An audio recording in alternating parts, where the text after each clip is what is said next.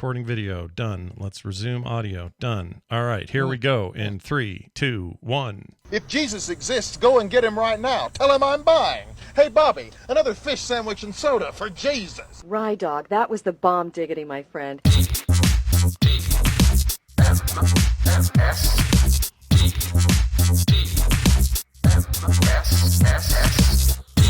The Morning Stream. Would you like a closer look? Good morning and welcome to TMS. It's Monday, September 25th is the date of the 2023 year. And I'm Scott, and that's Brian. All right? Hello. Hello. Put that in your chicken and roast it. All right? Good morning, Brian. I'm assured you had a decent weekend. You had a... I did. I had a very nice weekend. Had a good time at Beer Fest. We'll talk about that in a minute. Big thanks, of course, to Linda and Dennis from Deep Draft Brewing in Bremerton, Washington. Yeah. Not only gave us tickets, but gave us beer. That's great. Is this the kind of connection that'll just every year you'll get to come back? I hope so. Okay. Yeah. That's awesome. You know what? I'd be delighted if we got to see Linda and Dennis every year. Whether or not we get tickets to the show, just getting to see them would be a delight. And they're good people. And if you live anywhere near Seattle, please go check out Deep Draft Brewing. They're in Bremerton. They're just a ferry ride, just right across the Sound. Oh yeah, some dude came up and said, "Deep Draft Brewing, Bremerton. Where's Bremerton?" I said, "Well, it's west of Seattle." He says, "West of Seattle? There's nothing west of Seattle." Like, yeah, they're not on the ocean. They're on the Sound, and you can take a ferry across the Sound and get to Bremerton. Some more geographical education knowledge kicking ass out there. Exactly. Guy didn't pay attention in that class, and it shows. It did not. Exactly. Well, that's great. We'll get to more of that in a second. Yeah. I just wanted to put a big thanks out to everybody. We ended up having to pull the show pretty last minute Thursday. I guess Wednesday night is when I told you. But for those who weren't aware, my wife's sister Angel, she's was diagnosed in 2020 with stage 4 cancer and was doing pretty good. In fact, up till like 10 days ago, we were surprised how well things were going. She was about to start a new trial of a new drug that was supposed to be some hot new business, and she was going to be a part of that trial. So while the cancer was still there, she seemed to be holding it at bay, and her chemo was going well and all this stuff. And she looked great. You know, we're 10, 12 days ago, really hopeful. Everything was, oh, we're looking at years here. At the very least, maybe longer if this goes well. Nope. Her liver started to fail. When they pulled her, and this is how we found out, she went in for her, paperwork and all that sort of preliminary meeting stuff you do for this trial, which is kind of a big deal. You have to go through a bunch of hoops to be in a trial. Yeah, to be able to find out if you're compatible and stuff. And the only garbage part about these trials, I understand there is absolute scientific need for why this is, but you may or may not be getting the drug. You may be getting a placebo. That's part of testing. Sure. That's the way it That's goes. how they do it. Yeah. So I hate that. So if it really is this life-saving drug, and there are a few of those coming down the pipe, I just hate that those getting tested may or may not be on it. It just bugs me. But anyway, I understand why, though, right? I get it. Yeah, exactly. I mean, it's, you're taking the chance to help save hundreds of thousands, millions more people. Right. And you may be one of them if you get the pill, but if you don't, you're part of the double-blind sort of, what do you call it? There's a word for this when you do testing, when you do scientific stuff. Not double-blind. What is it? It is it's part of the double-blind thing, but whatever it is, there's a word. Anyway, she goes into this meeting. They say, all right, well, let's get you, let's do some of these tests. And it was there that they found out that her liver, as of like maybe even that day or day before, had in earnest began to fail, and the cancer had spread there. They knew that, but they didn't know the liver was in full failure mode.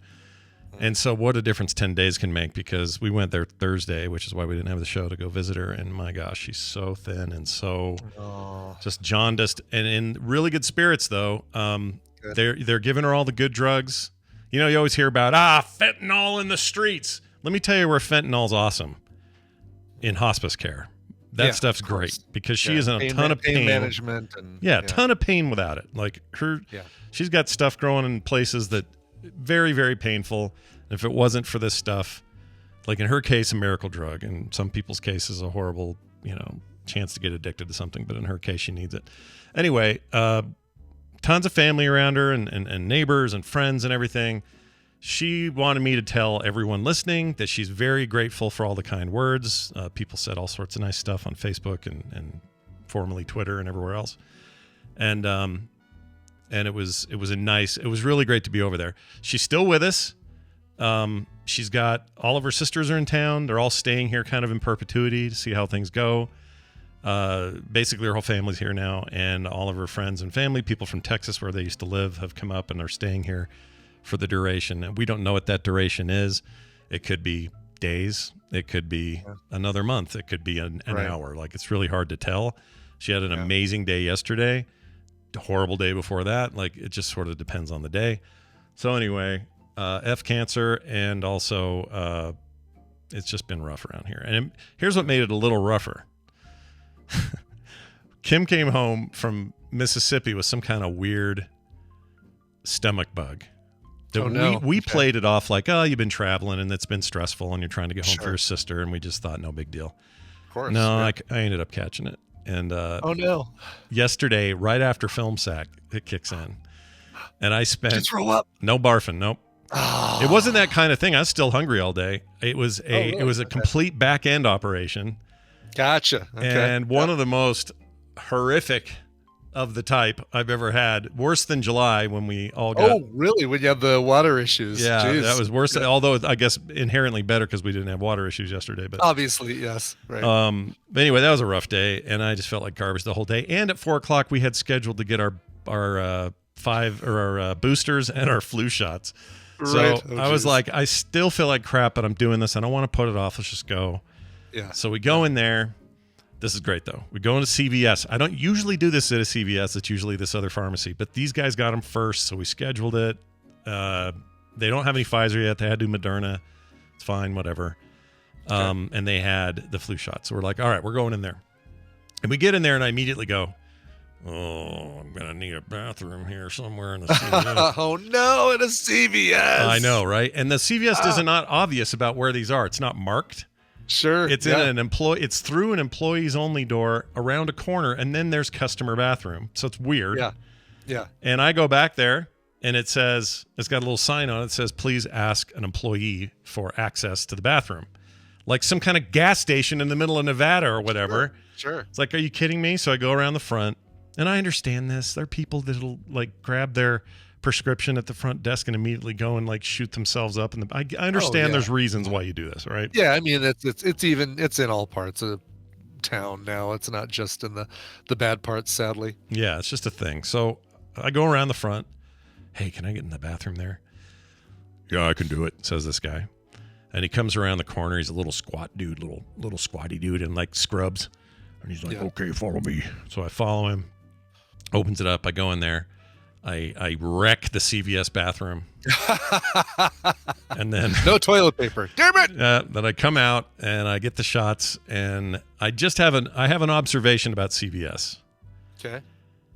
It doesn't seem like anybody there is having a good time. And you can go to a lot of places, you can see people enjoying their job, enjoying their work, whatever it is. It seems like it's fine, but in CVS, nobody looks like they're having a good day. And this was a very slow Sunday afternoon. Nobody there. It's like 4:30 in the afternoon. Just like an empty CVS. And even the people that are there are just so grouchy. The girl giving me my shots didn't want to have any kind of like light conversation or anything at all. They're just like, and I'm joking with her going, well, we're doing the 2 in 1 arm today. We're going to see if we can just wreck one arm. And she's just like, okay, sit down. Here we go. Anyway, just a thought, something I noticed. But anyway, it made for a real stupid weekend for the most part. And then while we were at Kim's sister's, her dog bit my crotch. So that was fun. Oh, nice. Good. Not bad, but enough to kind of, go, ooh. Enough to just kind of remind you it's there. Yeah, an inch to the left. Dog and the crotch. Yeah, an inch to the left, and we'd have been in some trouble. Also, her neighbors who were all there gathered in this living room were all learning about podcasting because somebody said, oh, this is Kim's husband. He's a podcaster. I don't remember who said it. And immediately I went, oh, let's not. Yeah, exactly. Yes, right. I don't want to have this conversation. Oh, like that Zach Braff show?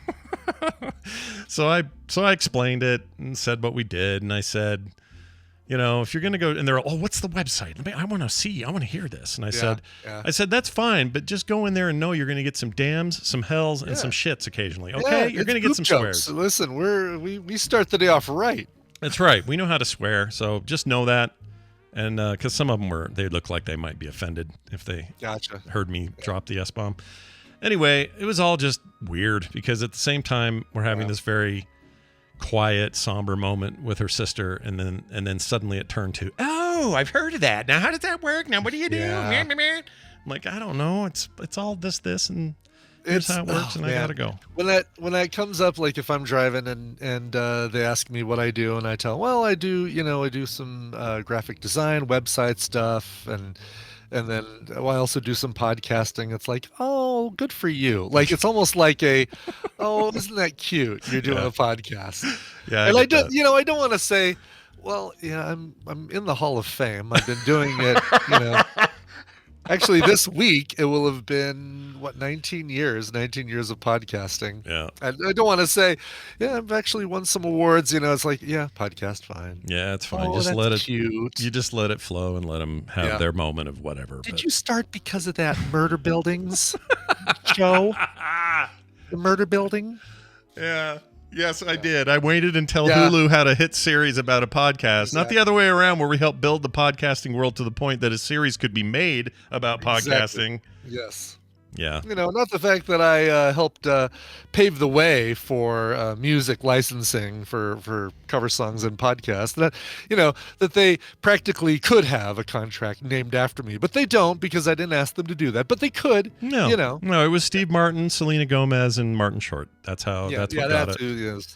Right. First, it was Ricky Gervais created podcasting. Then Joe Rogan created podcasting. Then. Mm-hmm. Yeah. I'm pretty sure WTF thought it did for a while. A lot of shows think they invented it. None of them did. Brian and I did. All right, we did. Yep, exactly. You're listening to the show where we did it. All right. The only other thing I'd say is schedule-wise, my goal or hope this week is that no shows should be affected, especially the morning show. I'll be doing some visits over there at night and stuff like that. Sure. But unless the worst happens, and when it does, I'll make sure people are aware. But if there's going to be no shows for something, we'll let you guys know. Yeah, and don't even this should be the last thing you have to think about when family stuff happens. Obviously, we care and we want to know if there's a show or not. But it's like you say, no show today. We totally understand and. We absolutely sure. We have a family first rule here on TMS and Frog Pants in general. Actually, all the Frog Pants shows, yes. Yeah, all of it. I mean, that includes things, sister shows and all of our friends. Brian's all of his independent shows. They observe the same rules. Okay. That's right. All my independent shows. So Coverville, no Coverville because family first. Family first, right? No Coverville must mean family. What else did you do at the beer fest? Anything fun? Did you see anything crazy? Anybody barf on you? Anything good? It was no. Here's the thing: the beer fest, for whatever reason, for whatever it is that beer does that hard liquor doesn't do. I was figuring out that this is my 8th year of attending the beer fest. Oh wow! And in all those 8 years, and all that alcohol, and probably 90% male attendance at the beer fest. Maybe it's 75% or 80%. I don't know. Be really curious to figure it out. But never seen a fight. Never seen any sort of argument, fisticuffs, nothing. Like it not even like a disagreement, like a vocal disagreement. Nothing. Wow. Nothing. Beer makes people happy. Wow. Whatever it is. And no barfing. Don't you go in the bathrooms all once you break that seal. Once you go to the bathroom the first time during that 4 hours, you're done for. You're going to be going every 30 minutes. I made it through 3 hours before I had to go to the bathroom, so I only had to go twice. That's pretty good, dude. The deal. Yeah. Look at you holding your pee. That's amazing. Hung out with Wes Burgess Diesel and his wife Mal. They are awesome people and live here in Colorado. And nice. He was pouring Friday night for Left Hand Brewing as well. So, and we didn't realize that we were in visual range of each other Friday night, texting each other. Well, where are you at now? Where are you at now? Oh, well, we should say hi. Where's your booth? And I couldn't figure out where the friggin' Pro-Am booth was. Yeah. I was thinking Pro-Am, like what's that? I never, in all the years that I've heard Pro-Am, heard that phrase, I never figured out that it was pro-amateur collaboration. Oh, Pro-Am. you know what? Until this very second. And you Okay. saying that, All I right, didn't know then that. I don't feel dumb. What the Pro-Am? Like I always thought that's a car. I guess it makes sense because right? pro short for professional, am short Yeah. for amateur, but Amateur, I've never yeah. put those two together. Anytime I've said there's a pro-am race, I'm like, Yeah. oh, cool. Whatever am means, let's go. We're going. Yeah, exactly. Weird. Never had it. Weird. So anyway, but we did hang out almost the whole time. Wes and Mal and they got to meet Crazy Neighbor and see Crazy Neighbor firsthand. Nice. Crazy Neighbor. So when you see a line of breweries and they've all got like, oh, this one has a Pilsner and a Saison and a Bock, and this one over here has a stout and a lager and a brown ale, blah blah blah. Dave looks at two things. He looks at the length of the line and the percentage, the ABV, the percentage of alcohol. And basically high percentage short line means perfect storm. Give me one of those. Sure. Did he find a lot? I mean, is that a possible? Oh yeah. Okay. Yeah. I mean, we were looking at stuff that was 8.5%. We had a barley wine that was 12.5%. That was not, I didn't find it very good. It was like a fortified port wine kind of flavor to it. Really, really sharp. Didn't like it. Finished it because it was just an ounce, but Sure. wasn't as much. Do you of a fan. shotgun it when you don't like it, or what do you do? Do you Yeah, shotgun it because it's a lot easier than going back up to them and pouring it in their little dump bucket that they keep next to their pitchers. Yeah. Especially if I'm going to ask for something else to get the flavor out. I had a wine. All right, a beer. If you're ready for this, tuck in everybody. We had a beer that was made from jalapenos and oysters. Yeah. Was it good?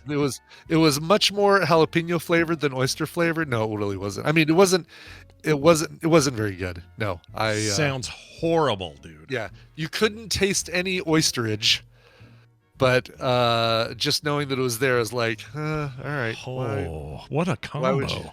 Yeah, That's like, hey, you want some peanut butter on that pickle? No, don't give me I'm things trying that to sound figure bad out- let's see together. if I I mean, can figure I am out always who- impressed when someone says, hey, if you combine these two things, it's amazing. And when it is, it's like, oh Right. my gosh, I never would have guessed. But that does not sound like a combo I'm interested in at all. Yeah. Oh, there it is. The from Bull Island Brewing Company. It's called the Oyster Jalapeno Porter, Oof. and Oof. yeah, didn't enjoy it as much. I mean, Had a maple. Oh my God, had a maple coffee stout that was excellent.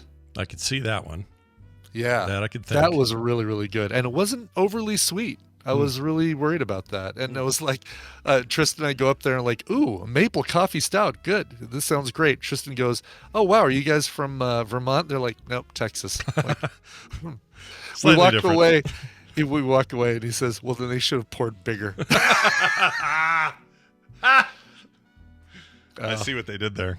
That's good. Yeah, but Tristan had a blast. I mean, it was a great group. We really had a good time, and That's great. had some delicious beers. So you're- delicious beers. This is your 8th or 9th? eighth year of Eighth year. going. So Nice. yeah, Nice. And no sign of stopping. no, Get in no. the van, So, Dave. We're going to get listen, some stuff. Dave. This is my one day a year that I drink beer. I mean, it's not totally true. I'll drink a Guinness. I do like and you know, if we do go out to trivia and they don't have cider, then I will do. Basically, I'll just say, "What's the darkest beer you have?" and I'll drink that. Yeah. I like a milk stout. Oh, final count on my watch was 52. 52. So 52 ounces of beer, which really, I mean, when you think about it, it's four beers, 4 12-ounce beers plus a little bit. Yeah, it's like slightly bigger than a big gulp, you know, down at the Yeah, 7-Eleven. But It's not really that much. Sure, that's a good way. But keep in mind, none of these are 3-2. Like nothing there is. I mean, they had 3-2 beers there. We weren't drinking them. Dave was. Yeah. Right. Not you, though. He wasn't drinking 3-2. Oh, really? Nobody was Not drinking 3-2. Nobody's- 3-2 is nothing. Really? That's too. Oh, that's not high. That's low. See, I That's don't know. low. I don't know Yeah, shit yeah. about alcohol. I don't know how it works. More higher the number, Scott, the more the alcohol. So if it's 3-2, so I thought that meant 3 parts alcohol, 2 parts everything else. No, it's percent. It means that of that 12-ounce can that you're holding in your hand, 3.2% of it is alcohol. Okay. Yeah, 3% is nothing. That's small. No. Oh, 3.2. Got it. All right. So when you say 3-2, that's just it's really 3.2%. Okay. Yep. I'm not in this world. I don't know how it works. Real quick to answer a question from Icor earlier. He says, what does all this mean for Pan Am when we were talking about pro amateur? It means pansexual, amateur sexual. That's what it means. Amateur sexual. Yeah, Yes, that's how it exactly. works. Yeah. Hey, Brian, tell me about Lyft. What happened? Oh, you know what? We got a thing for that. Let's play it. Play Where that, is it? jeez. Can't find it.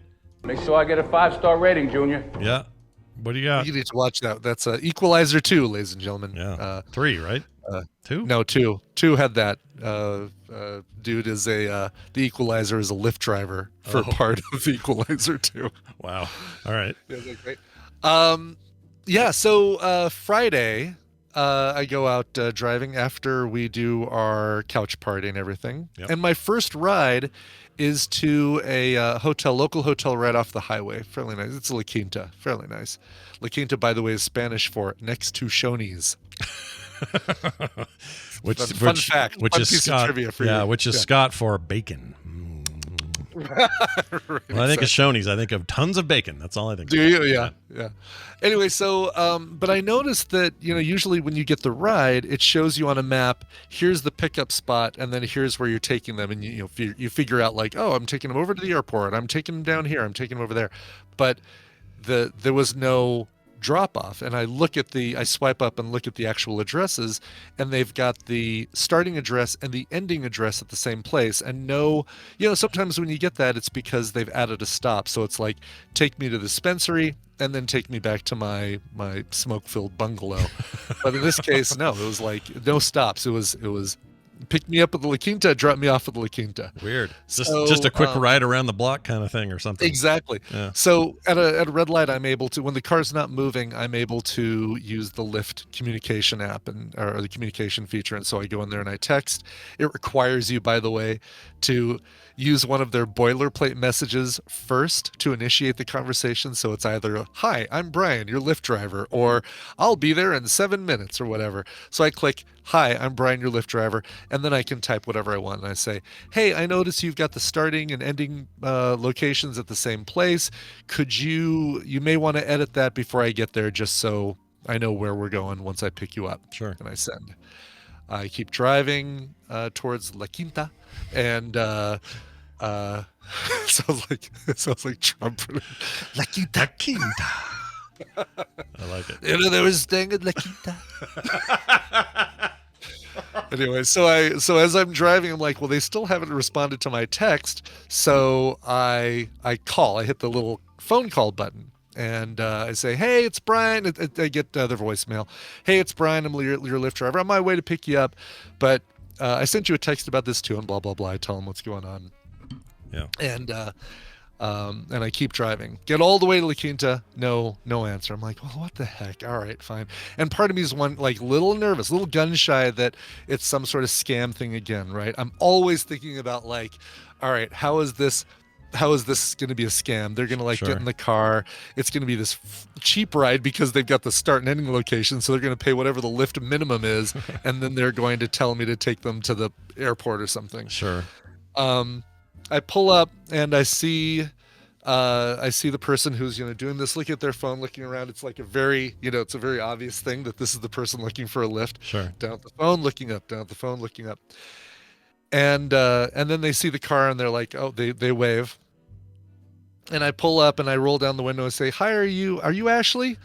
And she nods her head, and then another guy comes up to the car and says, we're deaf. But he says it in the way that okay, this is a person who's Sure. communicating they're deaf. I'm not Sure. going to impersonate him. because No, that of would be course rude. not. Of course not. Yeah. Like, oh, okay. And there's 4 of them, Okay. and they've got a ton of luggage. More than your car is typically had, or about the maximum my car can hold. Like 4 people and this amount of luggage is about it. So I hop out of the car and I open the back up for them. And while I'm doing that, I'm like, how am I going to communicate to them the problem that the starting and end? I can't just go with my hand like pointing to my palm like this is where we start and this is where we end. Oh my gosh. So I grab my phone, pull it out of the charger, bring it over to them, and I'm like showing them the starting and ending places. But all Ashley is seeing is that I'm pointing. She only thinks I'm pointing to her name, and she's like, yeah, she's pointing to herself saying, yes, that's me. Oh gosh. I'm like, oh no. And I waggle my finger for those of you listening to the podcast. And I slowly point towards the address and slowly point towards the second address. Well, she didn't see my text, Rainbow Bright. Like I texted her earlier on. She totally missed it. Yeah. I could have pulled up Notepad and said, something like that. Sure. And I don't have any paper. So finally, one of the other women that's with her figures it out. And she goes, oh, and she puts her hands over my mouth like, oh, gotcha. And then she signs to Ashley the problem and changes things up. And so... did they have a destination in the end, or They did. So they changed it.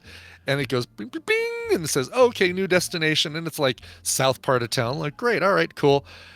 Plug the phone back in. They all hop in the car, close the trunk, push really hard to get the trunk down all over all of their stuff. Yeah. Not the airport. I actually was going to. This is where my charades, all those years of charades, finally pays off. I was going to say, point to them, you going to the airport and like do an airplane coming in for a landing. But I didn't have to because the address came in. But I figured, with all that luggage, they're going to the airport, but apparently they weren't. So, oh my gosh. I hop back in the car, start driving there, and I'm like, God, I would want to put my music up at regular, like the volume I listen to it when I'm alone, but I feel like that would be disrespectful. I don't know, but they're all having a conversation in the back, signing back and forth and stuff like that. I do want to learn some basic, like I think this is thank you, the hand, vertical hand to the chin kind of thing. Yeah. Carter's fluent in it. She can tell me, but I don't know. Really? Sure. Yeah. But I want to learn like yes and no and hello, and is hello just waving? I don't know. It should be if it isn't. Right. Yeah. Seems simple. Stephanie says no. This is not thank you. Oh gosh, what have I been saying? What have I been saying to my deaf passengers? It means F you. No, it doesn't. It doesn't mean that. Carter's fluent in ACL, but ACL? Not ACL, that's your knee. What's it called? ALS? No, that's a disease. Yeah, no, American. Oh, ASL. ASL. American I was getting all my letters mixed up. She's really fluent in it. She could absolutely tell us. She's learning. She could tell me what that meant, but yeah. Well, apparently it's thank you is like blowing a kiss but lower at the chin. So like that. Okay, so it's flat-handed against the chin like that. Okay. Yeah. Brian and I are like that guy that got busted at that press conference for not knowing it at all and was just making symbols. Do you remember that? Oh yes, right. Wasn't it during Nelson Mandela's speech or something? Something like that. It was like some kind of big highfalutin thing, and he was just nonsense up there. Yes, and it was just like. He's like doing the, he was doing the Three Stooges thing and telling the third baseman to come run to home. Yeah, I love that. It's too good.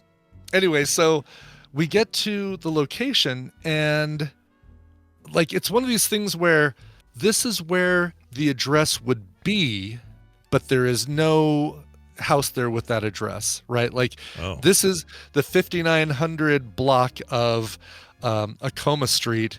And this is where 5923 would be, but there's there's two houses, a 5920 and a 5930. Yeah. And so I'm like, I look, and basically the guy in the passenger seat, the one who told me that they were all deaf, has kind of been my communicator, and he pointed Stitch and said, thumbs up, like I like your Stitch. I have a Stitch bobblehead in the car. Yeah. And he's like commented on that. So I kind of look at him and I say, this is where it's telling me to drop you off. And I do the shrug thing, like, is this what you want? And he's like, yes. He's saying, this is good. Pointing down his palm, thumbs up, this is good. Pointing down, this is good. Yeah. So they hop out, they grab their luggage, and immediately I get another ride. I'm like, all right, oh God, I feel weird leaving him in this neighborhood. At least it's a good neighborhood, Sure. but I feel weird leaving this neighborhood. And so I start driving off, and I'm heading towards the other ride. And the way this ride is taking me, basically, I have to go into this cul-de-sac, do a U-turn, and then come back. So I'm going to drive right by them again. And I drive by them again, and they're all on their phones, and they're all, I'm sure, trying to shit. where the F they are. And I'm like, crap. Well, I know they'll be able to get another ride because there are other drivers out right now. If this is not where they need to be, or maybe they're calling the person and saying, hey, this is where the address you gave us and it's wrong or whatever. But I'm like, oh crap. I feel like it was another one of those tennis ball dog situations where it's like, do I cancel the other ride and see if I can help them, or they're good. They probably have it all squared away. They're probably all set. Yeah. That's hard though. I would have been like, "Oh crap," because you could tell they were like, "This isn't here." Maybe they're waiting for you to leave, so there'd be like a Harry Potter style door would open up. they're gonna turn and run into the fence and just disappear into 5923 and a half platform. Oh, that's funny. Wow, that's a journey you guys took. Damn. Yeah. Well, you hurt, obviously your heart was in the right place, and that's more important than anything. It was. Yeah, I feel like and it's funny because after I had them, I had another deaf passenger in the car yesterday, and she was able to kind of communicate on the same level as Marley Matlin, where you're like, oh, okay, I can understand what she's saying. It's apparent that she's deaf, but I can understand what she's telling. Sure. She's like, yeah, I talk into my phone. I'm not talking to you right now unless you want me to. And I'm like, oh no, you're fine. Just let me know if you need anything. But she's like using her phone to communicate, and so she's yelling into her phone. Wow. Yeah. Quite the trip. But they're probably good now. They found their way. Everything's fine. We hope. Definitely, yeah. And if you guys have a recommendation, I see September says there's a translation app for ASL. Definitely want to get that. I would love to, at the very least, I took a nice Argentinian lady yesterday, and it was, and she didn't speak any English. Her son texted for the ride and said, "You're picking up my mother. She doesn't speak any English." And I said, "Oh, no problem at all." But he didn't say what language she did speak. So as we're driving, I've got the AC on, and she's an older lady, so I care about this sort of thing. I turn to her and I go, "Cold, warm, more AC, cold," and she's like, "I'm good." And I looked like, I think she saw my reaction to that. I said, "Oh," and she says, no English. I said, "Oh, okay, Spanish, Espanol." She's like, "See," like, "Oh," she's like, "Argentina." I'm like, "Oh, bien, okay, bien." Yeah, that's all. I know some Spanish, but I know it's not a 1-for-1 thing. I know Argentina is not just straight up Spanish 101 from high school. It's a different language, but it's all Latin based. So the thing that just happened to you, that sounds like things I've only seen in movies where somebody is sure. They're like walking up, people trying to do all the understand, and then they answer in English. That's funny. That's great. That's amazing. Thanks. Why do you ask? I'm like, oh, your effing son. Your son led me down a path. All right. Your son told me. Your son said no English. Yeah, no English. All right, fine. That's funny. Well, good banner weekend for lifting. So bottom line, what I was saying is, I'd like to be able to know, in the most common 10 languages, things like hello, goodbye, yes, no, thank you, too cold, too hot. Maybe that would be a good one. You want water? Are you sure this is where you want me to let you out? Yeah. You want a new radio, different songs, that kind of stuff? Right, exactly. Yeah. We're not that far from you just saying that out loud and your phone immediately saying it after. Oh, I know. So it's probably coming sooner than later. Exactly. All right then. What a lift. It's a lifting weekend, everyone. We had a lift. And it was a good story. Let's find out now what Dunaway is doing with his life. Hey, Brian Dunaway, welcome to Half Asses. What are you doing with your life? Oh, hi, Scott and Brian. Well, I hadn't thought about it, but I guess nothing. for the reminder. You got that Brian has allergies voice today. How are your allergies doing? Fall allergies, man. It's fine. Actually, I took a Mucinex earlier, so now everything is getting loosened up, and I got to get it out of my throat. Yeah, I understand. Feel free to hork it up on the air. We don't care. We have no Oh, no standards problem. here. It definitely will. If it comes up, I'll bring it up. Good. Bring up what that grossed sluga. Scott out the most? Yeah. The TMS edition. So it wasn't. No, okay, never mind. Yeah. Never mind. Yeah, never mind. Dunaway, welcome. We're going to play a game, as you know, and Brian here's got these here rules and what we're supposed to do and all that. So tell them all about it. Yeah, take notes, everybody. Welcome to the Morning Half-Asses, a trivia game where I'm actually going to be giving you the answers. I'm going to give Scott and Brian a category and 6 possible answers. 3 of those answers are correct. 3 of them are much like my American Sign Language experience, total bullshit. Depending on how confident they feel with the category, they can provide 1, 2, or 3 guesses, but if they get any wrong, they get 0 points for that round. Get 1 right, gets a point. Guess 2 right and get them both gets 3 points, and all 3 correct gets you 5 points. Player with the most points after 3 rounds wins the prize for their contestant, and we've pulled contestants from members of the Tadpool that aren't able to listen live. Scott, you are playing for Corey in Savannah, Georgia. Oh, that's a nice place. Yeah. I'm going to say you were just there, weren't you? Yeah. I did not meet Corey. Corey, what's the deal? You knew I was going to Savannah. Why didn't you say, come on, let's meet for a drink? Brian, you're going to be playing for Chris in Florida. Florida man. Chris Crandall sounds like what Floridans refer to as Santa Claus. Yep. You're going to hope you get your presents from Chris Crandall this year. Chris Crandall, he wears Bermuda shorts. Yeah. And not much else. Go to sleep, Cletus. Chris Crandall. Crandall. I don't know why this is the Florida voice. That's the Florida voice. Yeah, I don't know why you guys are doing Jersey voices for Florida. I don't know, but we deal with a lot of gators. Yeah. A lot of gators. All right, let's get to it here. Miami did great yesterday, breaking some records. Go Florida. Yes, they did. They could have, if they would have taken that last field goal. They were in field goal range, and they just basically graced Denver the ball. Yeah. But they could have actually broken the record instead of just tying. That's not good sportsmanship. You don't rub that in. You don't want that on the morning news the next day. Don't you want to be the player that's on the absolutely? You want to be the player, but Mm-hmm. you're thinking about the opponents here. You know, they're like around 20 something, and you're like up at 70. That's rubbing it in. That's unsportsmanlike. I don't know. I think if they were at 60 and you were at 70, I'd say go for it. Sure. You're there to win. Just win. You know, take them. Don't have to. Yeah. They're all $1 million. I don't feel bad for it. Now, if you're talking about a bunch of little kids, 8-year-olds playing junior league football or something, fine. Because now you're dealing with developing young human beings.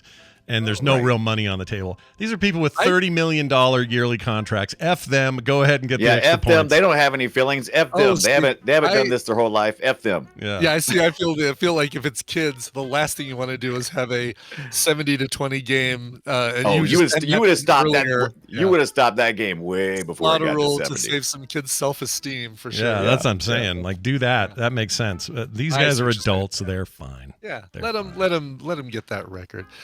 I'm just glad that our team could help Miami achieve that goal. So good. Nice, good job. Way to go, Denver. Yeah, alrighty. Let's give you your questions. First question is, if only you could phone a friend and ask Patrick about this. French soft drinks. 3 of these are actual French soft drinks. 3 of these are fake. Meca Cola, Coy Sabon, Genie, Mademoiselle Pop, Shit, and Boisson. Shit. Boisson. These all sound like bullshit. They all sound like bullshit, don't they? Yes. That shit, for those of you listening, is spelled PSCHITT ! Yep, silent P, baby. Shit. Like like psychology or anything else, you know. Echo. Shit. Shit. Like that. That's the best clip ever. Shit. Best clip of shit we ever did.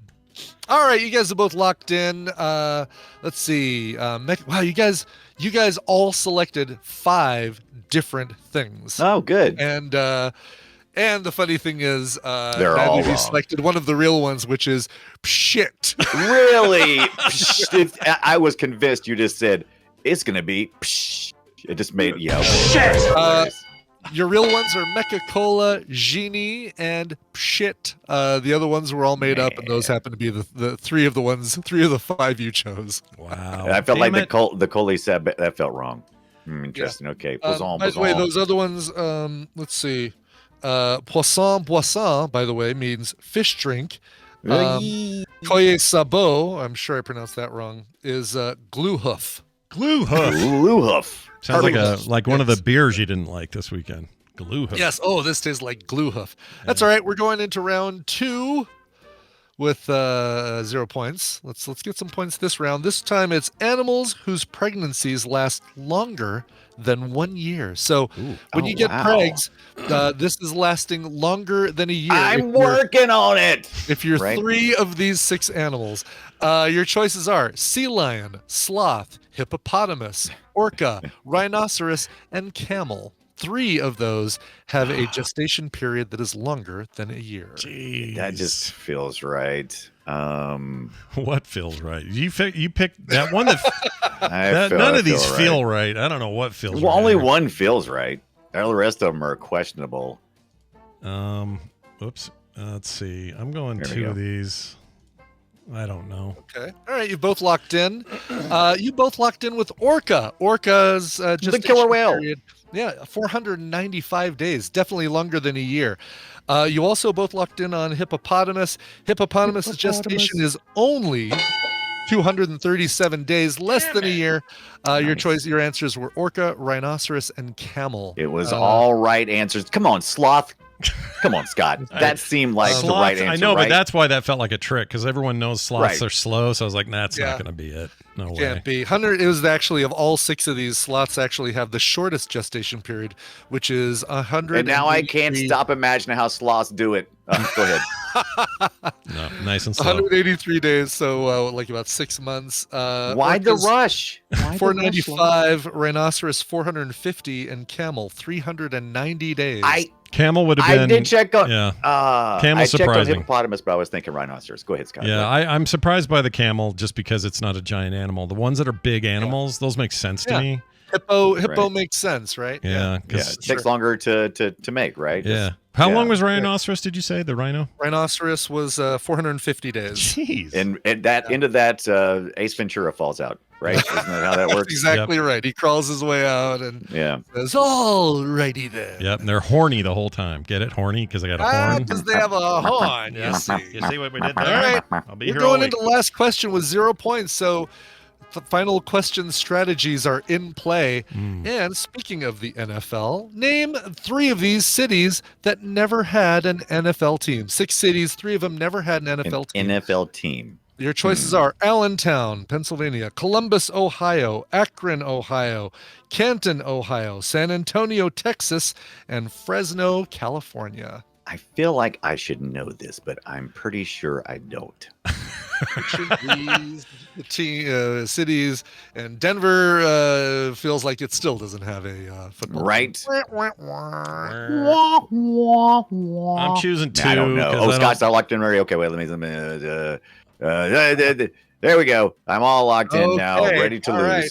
Ready to lose. Awesome. All right, you guys together have chosen Canton, Columbus, and Akron. Canton had the Bulldogs from 1920 to 1926. Wow. You didn't know that, Scott? Jeez, come on. You didn't know about the 20s Bulldogs? Jeez. Columbus had the Panhandles and the Tigers from 1920 to 1926. And Akron had a team called the Pros from 1920 to 1926. The 3 you did not choose, Allentown, San Antonio, and Fresno, were the actual answers. Allentown. Damn it. Fresno, I thought had something. I don't know why I thought that. I didn't choose it. I can't believe you don't know your 1920s NFL team, Scott. Yeah, Jeez. what's wrong with me and my horrible knowledge of 20s football? Let's see. Since the last one of you to choose, you both chose Orca. Let's see. You each chose one correctly in the French. We sucked equally. We get it. We get it. You really have sucked equally. Right, we get it. So Scott, I will let Scott give the home team. He's the home team. Yeah, why not? Sure. Yeah. At their most distant. This is your tiebreaker, obviously. Right. At their most distant, how many minutes does it take a radio signal to go from Earth to Mars. So you're doing a podcast, you're sending it via radio to Mark Watney up there making his shit potatoes on Mars. How long after you hit submit does Mark Watney get to hear the sultry sounds of core? Okay. Well, and is it a multiple? What was the measure of unit again? What was it again? Minutes. Okay, minutes. How many minutes? And how? And you don't give me multiple selection here. I just have to. No, you have to. High or low. You guess a number, and then I go high-low. Okay, we're doing high-low. Here we go. It's a lot slower than light, so I'm gonna say. I'll say 20 days. That's too many. How many minutes? Oh, is it minutes though? It's minutes. How many minutes? 90 minutes. That's too many. I have no idea. I'll just say 90. No idea. 90 minutes. That is incorrect. Brian, is the actual answer higher or lower than 90 minutes? I'm going lower than that. Bob. It is lower. Damn it it. is 24 minutes. It takes 1.3 seconds to radio the moon, but 24 minutes to radio Mars, which means congratulations going out to Chris Crandall in Florida. Chris, you're going to be getting a copy of Detached, the non-VR edition, and Little Orpheus on Steam. Both of those games on Steam, courtesy of Racer951Y. But don't worry, Corey in Savannah, Georgia, you're getting XEL, also on Steam. Nice. And so not SEX, SEL. Don't get excited. XEL. Oh, XEL. Okay. Maybe it's pronounced Excel. I don't know. That's probably what's going on, is it's pronounced Excel. So it takes radio exactly one 90s average sitcom. Yes, pretty much, exactly. Yes. That's wild. With commercials, of course, or else, Right. So just a small delay. Small delay. No big deal. No big deal. Time shifting. Yeah, you got it. No problem. I wish we could move at the speed of radio waves. That'd be cool. Well, yeah. We're always talking about light speed and conquering that. Let's start with radio speed. Let's see if we can get that. We kind of do that, right? Yeah. I want to get to Mars in 24 minutes. That'd be awesome. Oh, it'd be terrific. So would Elon Musk. All right, Brian, you get one of these. I get one of these. And our listeners both win games, which is the important thing. Dunaway, having you here, it's like having, I don't know, a little extra chicken next to your heart. You know what I'm saying? Do you know what I mean by that? No, I don't know what you mean. That's disturbing. Why would you have chicken next to your heart? Fresh chicken, or right? You mean like on the outside of your body? You're talking about like going like right next to it. Like it made me. Veins? So the reason I'm thinking of it is Nate Bargatze was doing a stand-up thing. His Prime stand-up special, by the way, is incredible. It's so good. But he talks about how he worries about silly stuff, and he talks about how he thinks about when food is behind his heart, and he can tell that it's there. Oh. Yeah. So he's like, if he eats a bite of something, he can tell when it's in its journey, like when it's going by his heart. Yeah, which is a weird thing to get fixated on. It's a very funny bit, though. You guys should check it out. Really he's great. He's a lot of fun. Yeah, he's a lot of fun. I can see that. But I was worried like maybe you swallowed a whole egg and you thought it was gonna like hatch in your heart or something. I didn't. Sure. Oh, that's weird. I don't like that. Like a watermelon seed. You don't want to do that. No, you got watermelon in your belly. No, Listen, Brian, it's an egg. Treat it like an egg. Treat it like an egg, Brian. Yeah, like a baseball. Bye now. All right, he's gone. He didn't even get a chance to say no you. He didn't get to do no you. Wow. Yeah, which I am perfectly fine with. Now, people. Oh, you know what? It's time for a break. I didn't realize we were that close to the hour. Oh, are we really? Oh, I should probably get our song together. Let's see. You do that real quick, and I'll. You know what? We'll do one story. We can do one. We'll do one news story. Here you go. Okay.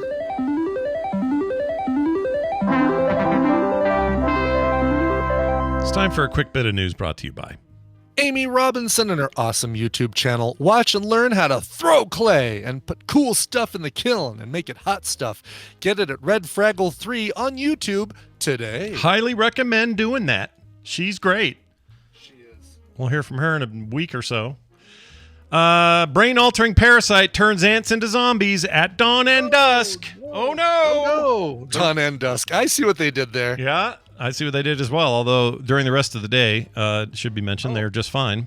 Oh, it really is dawn and dusk. Like it's dawn of the ant zombies and dusk of the ant zombies. Exactly. But every other rest of the time, they're fine zombies. They're just regular old ants doing ant things. Imagine coming to jaws gripping the top of a swaying blade of grass, unaware of how you got there. That's how it works for a lot of ants. The reality for ants infected with the Lancet liver fluke. All right. Lancet liver fluke was my finishing move for most of my wrestling career. A tiny parasitic flatworm. Liver flukes have a complicated, almost insanely conceived life cycle, which begins with the hijacking of the ant's brain. The unsuspecting ant climbs up and clamps into powerful jaws into the top blades of grass, making it more likely to be eaten by grazers such as cattle or deer. Researchers from the University of Copenhagen's Department of Plant and Environmental Sciences have discovered that the parasite's ability to control the ant is even more cunning than previously believed. Impressively, the parasite can even get the ant to crawl back down the blade of grass when it gets too hot. Isn't this isn't there a cat thing like this? There's a thing where a cat, there's something in a cat's leavings or something that if a certain mice get into it, now the mice is a controllable thing by the parasite it got from the cat litter. Did you or something? Just watch Ratatouille? I swear this is real. No, Ratatouille. Maybe. This I've never heard of, a little parasite that can control mice who eat cat poop. Yeah, it's something like that, or maybe it's their urine or something. There's something like that too. Anyway, don't get brain controlling amoebas. Please avoid those. Avoid those if you can. All right, that's really the story. That's it. That's the news. Yeah. All right, we're going to take a break. When we come back, Steven Schleicher will be here. He is going to regale us with some nerdy news, and it's been a bit, so we're excited to talk to him. Before that, a song from Brian. Brian, take it away. This is what the movie Parasite is about. You should watch it. Oh, I really should. Big thanks to the Syndicate for sending me this one. A band called Illiterate Light. I tried Illiterate. It was just too heavy for me. I needed, so I switched over to Illiterate Light. They have a brand new EP that just came out this last Friday. They're a Virginia-based duo. They're going to be touring all through 2023, so make sure you check it out. And this EP is listed on Spin's Best Albums of 2023 so far. Rave reviews also from Consequence of Sound, NPR, Washington Post. So check these guys out. You're about to check these guys out. The band is made up of Jeff Gorman and Jake Cochran. This brand new EP is called Aloe, A-L-O-E. Here is the first single from the album. It's called Always Always. The band is Illiterate Light. My name's Sylvia, and I'd like to welcome you and your family to Sylvia's Mop Bucket. You need to get your ass to rehab.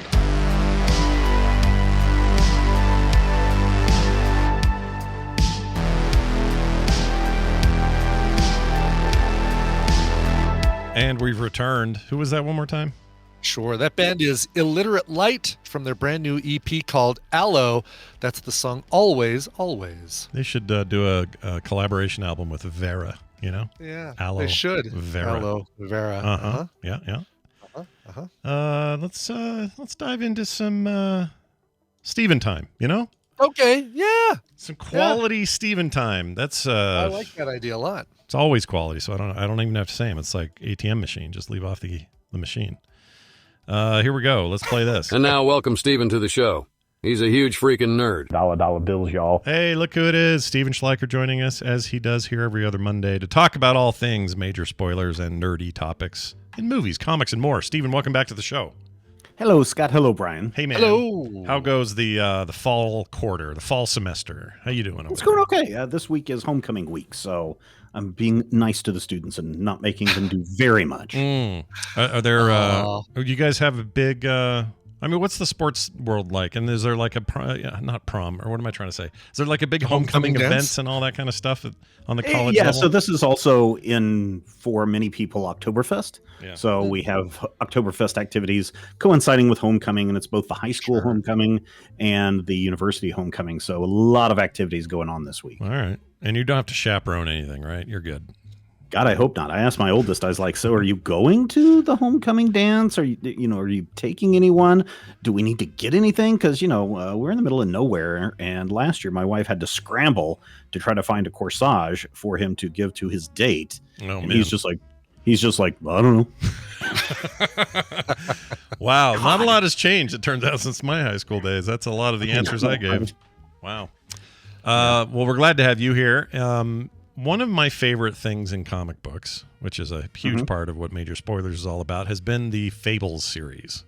Mm-hmm. And I have some friends who did art in there. Our pal Steve Hamaker did some stuff in there. And always a good read, always wonderful stuff. Well, there's now news that this stuff is going public domain. What does that actually mean? Can I remix it and use it? This is so... Okay, so first of all, For those of you that don't know, Fables is a story about, your grim fairy tales type characters, your Snow Whites, your Big Bad Wolves, your Cinderellas. They have all migrated from the realm of fairy tales to New York City as refugees, and they have created an enclave in New York City, and they are trying to protect themselves from the big bad of the story arc, and they're trying to keep their group secluded and away from the normies that we know. So this has been going on for 20 years, something like that, close to it, I want to say. Yeah. And it's been written by Bill Willingham. And so some people will say, "Ooh, Bill Willingham, he does have some politics that are extreme." And so some people are just like, "Well, I don't care what happens about this." But I think the more interesting thing is how this works with copyright.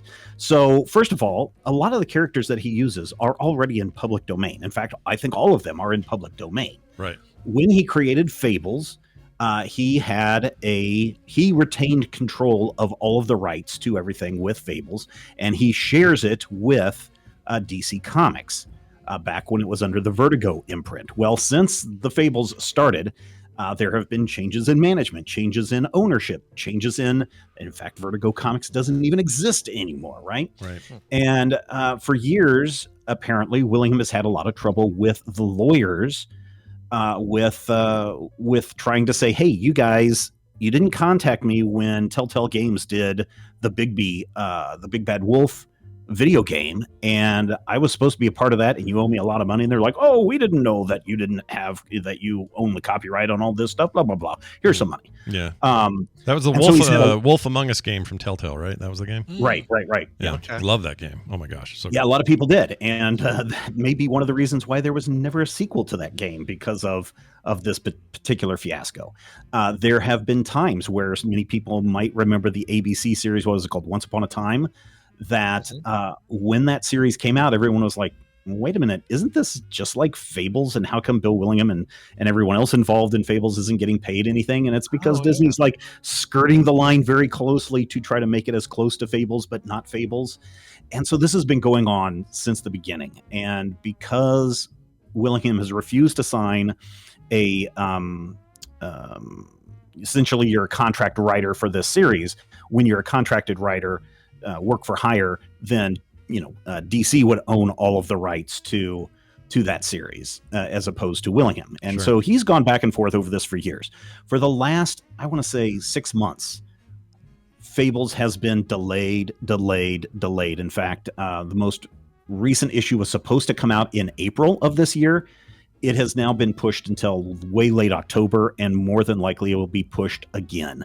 And a lot of this has to do with who controls this title. And so finally, Bill Willingham just threw up his hands, and on September 15th of this year, 10 days ago, said, "Hey, Fables, all the Fables spinoffs, all the characters, I declare them to be in public domain, which once was owned wholly by me is now owned by everyone for all time. That's how copyright works." And he goes into his examples about how he can't afford to sue DC and all of their lawyers, how he's been screwed around by DC for a long time. He even goes into some very interesting thoughts about the nature of copyright, which I'm not a lawyer, but copyright is really messed up. One of the interesting things that I thought was going to happen before this year was that Disney was going to try to extend the Sonny Bono Copyright Act, aka the Mickey Mouse Copyright Act, indefinitely. But they haven't, probably because Disney has become so politicized, and because of certain political parties trying to vilify Disney, that they haven't gone back to Congress to try to change copyright laws, which means Steamboat Willie actually goes into public domain January 1st, 2024. Mm-hmm. Yeah, right. It's coming up. Yeah, I can't wait to make my my whole. I'm going to do a whole series on Steamboat Willie. Can't wait. I'm so excited. I mean, and you certainly can. Although Disney has come out and said, "Hey, wait, we still own the trademark to all of that stuff." Yeah. So be careful what you do. But if you want to, Scott, if you want to go and put Steamboat Willie up on your YouTube channel, Disney isn't going to say anything to you. You know what I'm going to do? January 1st. I'm doing Tugboat Billy is what I'm going to do. There you go. Yeah. Perfect. Tugboat Billy. Watch for it. Coming soon. Real quick here, I noticed there is a second Wolf Among Us game in production. It is supposed to release in 2024. However, all of that seems to have a ton of caveat around it because of this situation. Yeah, like and I'm sure it's probably using the the Unity engine or something too. So. No, in this case, it's using Telltale's proprietary thing. But proprietary thing. But now that Telltale's back, the reason that it's been this long is that first game came out in like 2013 or something. The reason it's been this long is because Telltale went defunct for a while there. They were gone. Then they were absorbed by, Embracer Group, I think, owns them. They're in trouble these days anyway. But anyway, brought them back to life. They did an amazing run here recently for that Expanse game. It's very good. I played it. So I have really high hopes for this, and I love its source material. I love what they did with the Big Bad Wolf and how the whole thing just subverts all of our knowledge of what fairy tales are. It's really, really good stuff. But boy, you sure hate to see it all, tangled up like this. Well, so this could actually be a big thing because the way Bill Willingham is releasing this into the public domain, it means that, Scott Johnson, if you want to create a comic book series using the Big Bad Wolf, who is a detective in New York City, and does these things, you can do it. And you don't have to, I put this in quotes, you don't have to worry about DC Comics coming after you because it's now in public domain. Interesting. And again, keep in mind that the Big Bad Wolf has been in public domain for forever, right? Right. So if you want to write a Big Bad Wolf story, go right ahead. But if you want to use specifically the characters as depicted in the Fables comic, now you have the ability to do that. Yeah. But so that means that if you want to make a movie, if you want to make a cartoon, a comic book strip, whatever you want to do, go for it. There are some caveats, though. What are those? The first one is, Mark Buckingham created all the art for that. Yeah. And all of that stuff is all still owned by DC. So really, you could take the text from all of the Fables comics and create your own art for that and then release your own Fables comic. But as long as it doesn't look anything like right. Well, providing that DC has done trademark on any of those characters, which I'm guessing they have not. But what you cannot do is just take the comic and just redistribute it, recopy it like you can with a Mark Twain book and not have to worry about any kind of a lawsuit. DC has responded, and they say that the comic books and graphic novels published by DC and the storylines and the characters and the elements are all owned by DC and protected under copyright law, which, if you open up the front cover of any of the Fables books, it says that the copyright is co-owned by Bill Willingham and DC Comics. DC reserves the right to take such action as it sees fit to protect its intellectual property rights. So here's the thing. I think Bill Willingham, because he doesn't want to hire a bunch of lawyers and deal with this headache himself, he has just turned it around and put it all on DC and is creating a headache for them. Because now if DC really wants to maintain the copyright, maintain their trademark, because you can't copyright a title, right? You can trademark a title. So I could go and create a book called Fables, and DC couldn't come after me for that. Right. But if they really are serious about what they say, that means if you and Brian and me and Drenched Wildfire and Chris and Graham Ellis and all these other people that are in the chat, if we all went out and did our own version of Fables and DC wanted to sue us, that's a lot of time, hassle, effort, and energy that has to be put in suing 20 people, 100 people, 1 million people around the world. Yeah, you got to overwhelm them like ants versus the grasshoppers in Bug's Life. Same idea, right? Exactly, right, exactly. So I think more than anything, he's created the headache for DC to try to defend this. Yeah. Now, granted, all this stuff is going to eventually end up into copyright or into public domain anyway. Willingham has just pushed that nuclear option and done it already. So... hey, congratulations, listeners. Go out and create your own Fables stories. Sweet. And DC can't do anything about you, asterisk. Yeah. Good news is that means the game can go forward. So, because I think that lifts that cloud. They don't have to worry about it. It's their own artwork. Providing that DC doesn't want to try and sue them. Although I'm sure DC has already worked it out with them to do this. But now maybe they can say, well, we don't owe you any money, DC Comics, because this is in public domain. Yeah, you're right, though, that they become a big red target because it's a big, huge version of this that stands to make millions of dollars. And so if they are going to go after anyone, they may not care about what you, me, and Brian and half the chat room make. But that's the problem. If you want to maintain it, you have to keep going after people on this, whether it's a trademark, whether it's a copyright or anything, because if people start essentially referring to it in a vernacular like we do aspirin or Kleenex, or as making a Xerox copy of something, you can lose that trademark or that copyright on those ideas and comments if you don't defend them. This is why even if you try to do something with parody, Coca-Cola will come after you if with a cease and desist if you want to use the Coca-Cola type font or type colors, or if you try to create a fat Batman or a fat Wolverine. More than likely you're going to hear from DC or Marvel, and they're going to say, hey, wait a minute, we realize that this is parody, but we can also sue you into oblivion. Yeah, they've thankfully, like around 05, 06, 07, in that range is when I did those fat things and got the takedown notices. I feel like in 2023 and a lot of time since those days, you could do it. Like they benefit from people doing fan art now. And fan art, they do. They would. I would not. I would never get that cease and desist. There's just no way. Like it's like they've never been to a con before or whatever. They go after the bigger fish, and if they go after enough bigger fish, then yeah, they get to fight their fight and maintain their copyright and all that. But they wouldn't do that to me. So depends. Is Scott Johnson a big fish? Some people might say yes, Scott Johnson is a big fish, and so there might be something to go after you about. Technically, when you go to a comic book convention, if you are selling sketches or art that you're drawing of these copyrighted characters, you're supposed to let the publishers know, and you're supposed to pay a fee. In fact, if you go to like the Star Wars events, the D20 events, Brian, and you see somebody who's an artist there who's doing sketches, they have to keep track of how many sketches they create, who they are, and then at the end of the day, they're supposed to report that and pay a fee to Disney/Lucasfilm to be able to stay there at the show. So technically, you're supposed to do it. Similar to cover songs, where you keep track of how many times you play a certain song or how many downloads of that episode you have, and then you report so that they know, oh, okay, the episode with this Prince cover was downloaded 15,000 times. You owe us 42 cents or something like that. Yeah. Yeah, makes sense. So it's going to be interesting, and I love seeing it. I mean, here's the only company that I've really ever seen fully embrace what fans are doing is George Lucas with Star Wars. Years before he sold Lucasfilm to Disney, he was like, I love fan films. Keep making fan films. In fact, here's assets so you can incorporate this stuff into your fan films. Please make fan films. In fact, Lucasfilm for years used to have a fan film festival. But after Disney bought it, they kind of stopped doing that. Weird. It's almost like the most litigious entertainment company in the world got a hold of the rights. That's weird.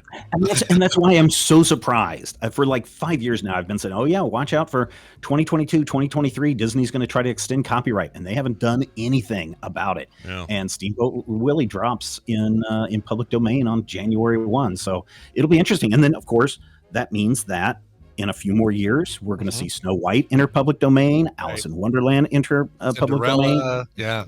Bambi, all of that stuff will start rolling out over the next 20 years into public domain. And I really want to see how Disney responds to that, because maybe they don't care about Steamboat Willie, even though they do use him as the lead into every single movie that they release. Right. That whole little black and white. Yeah. I can't wait then. Just a few years, I'll be able to have my own broom that can carry buckets of water up and down the stairs for me. It'll be nice. Be careful, though, Brian. Be careful. Never. That stuff never goes out of control. What, are you kidding me? No, if Fantasia 1 or 2 taught us anything, nothing bad happens when you start messing around with the dark magic.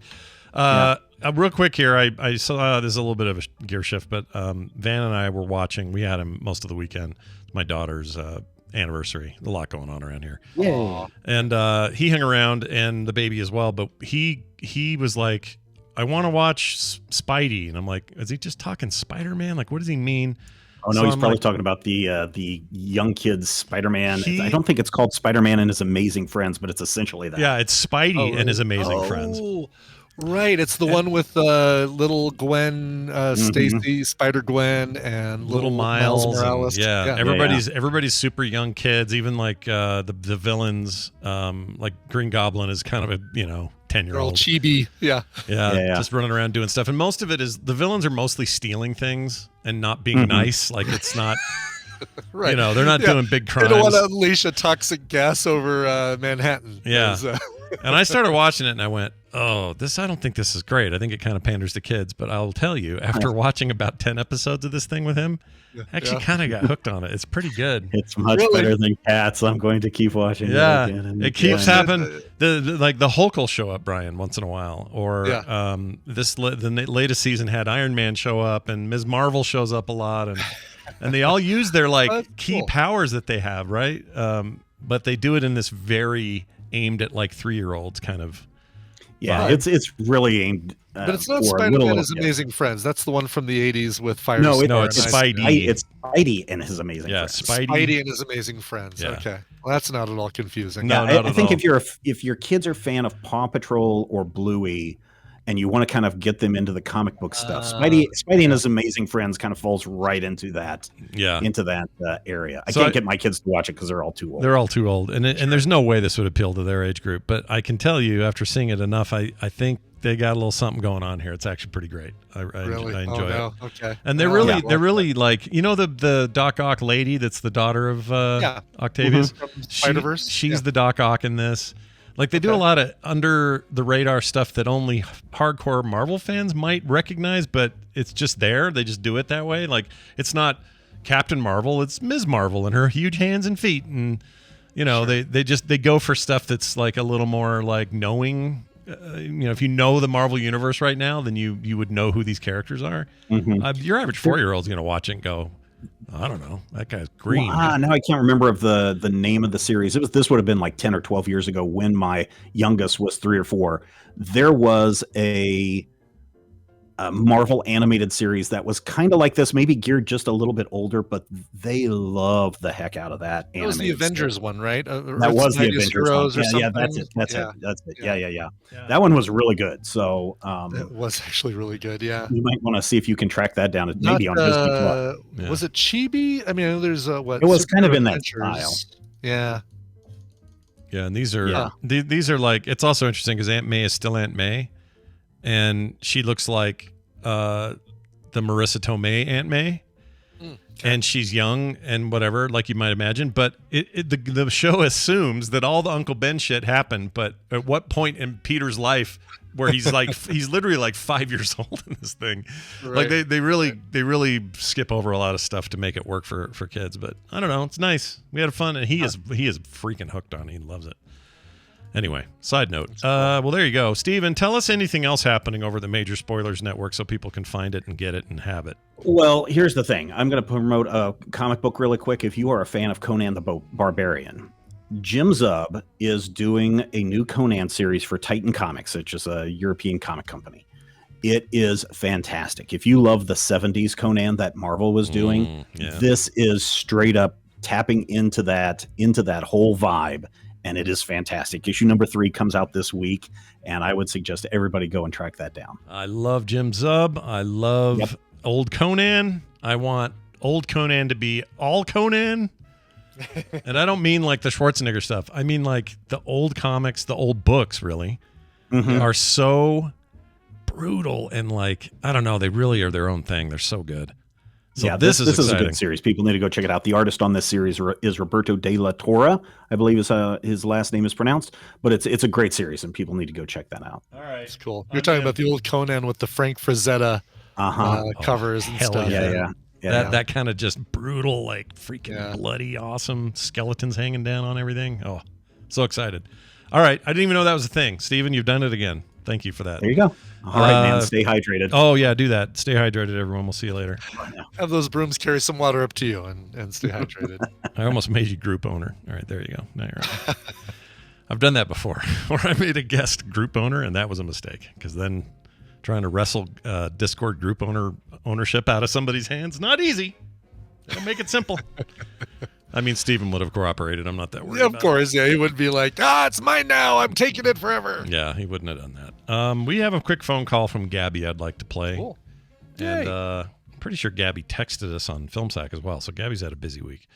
This is Gabby calling about Dark Winds, a show I recommended on Recommendals on Wednesday. And she has this to say. Hi, guys. I was listening to your episode where you were recommending Dark Winds. I love that show. And it's actually based on the Tony Hillerman series. and they're so good. I loved those books. I gobbled them all up several years ago, probably like 10 or 20 years ago. And so I wonder if Amy's read those as well. Anyway, it's so great. And there's a bunch of people that are in both Reservation Dogs and Dark Winds. So it's a really nice crossover. I just binged both of those shows, and they're so good. All the seasons of both of those shows. Love them. Anyway, love the show, though. Bye. Super into that. I like Hillerman a lot, but I don't know if I've... what's the last book I read from his? Probably Sacred Clowns? Something in the 80s. Yeah, that was it. Sacred Clowns. That was a weird one. Anyway, yeah, that's great to hear, and I'll check that other show out. But Dark Winds, rad, super rad. I am sad, though, because I thought they put both Season 1 and 2 on Max. They just put Season 1. They want me to go up AMC Plus subscription. They do, apparently, yeah. Those bastards. So I may have to do that because I really like that show a lot. Yeah. I think we do still have AMC Plus, and I'm trying to figure out why I didn't get rid of it. Oh, because for us it was bundled with something else, and we're waiting until we finish.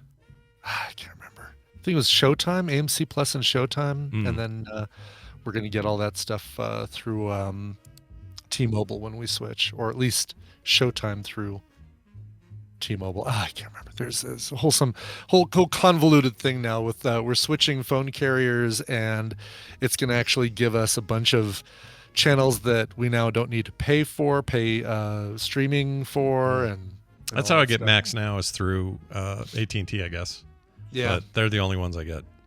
So if it's actually a pretty good incentive if you say to me, hey, here's your monthly bill, but here are 3 streaming services you don't have to pay for anymore. It's pretty good. I think T-Mobile is going to give us Netflix and Apple TV, although Apple TV, again, doesn't really matter to me because I get that through that combo Apple right where you get tithe that I make every month.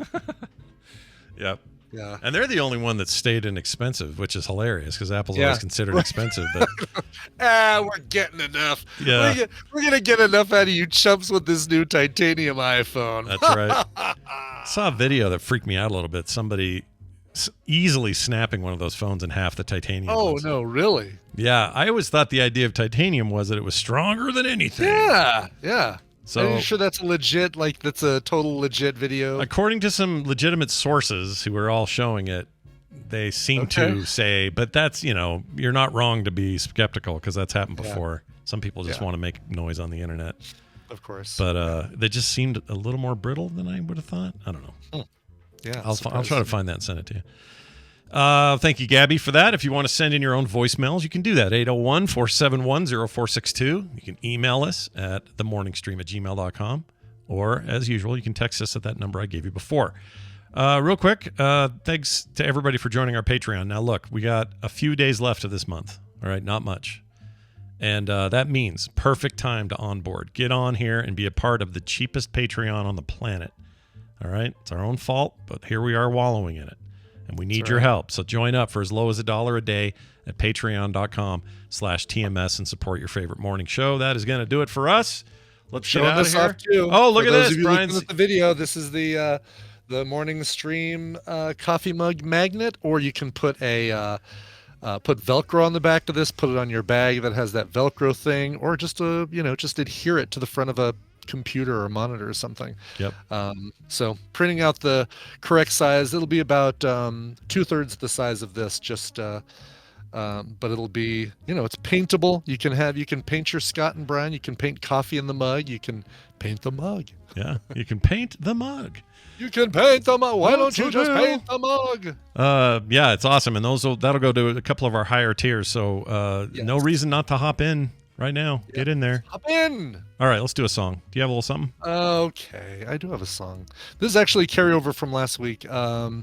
This one is going out to Brian Hitchcock, a.k.a. Gray Malkin 13 in the various chats. He says, it's that time of year again to begin a new revolution around the sun. This year, I'm in a practical mood. I'm sorry, in a piratical mood, DR. So I'm requesting Ailstorm's cover of Hangover. I'm sure I'll be nursing one of those on Monday, so it seems appropriate. Scott, is it too early to test the ship's beep. Ah! No, but here's this first. Happy birthday. All right, you get that. Then you get, where's the beep one? Oh, did I not save it in here? I know I have it. Hold on. Is this it? Honk. No, Oh. that's the wrong guy. This one? I have the No. Let's test the ship's. Where did I put the one that had the? Oh, this it? No, that's not it either. I don't know where I put it, but it's a combination of those two things, and it's awesome, and you already know it. Assemble them in your head. Yeah, is what you can do. Yeah, I'll work on that later. Here is the band Ailstorm from their 2014 album Sunset on the Golden Age, covering Tayo Cruz's Hangover. Get more at frogpants.com. Now back to today's adventure. Well, I haven't heard that in a while.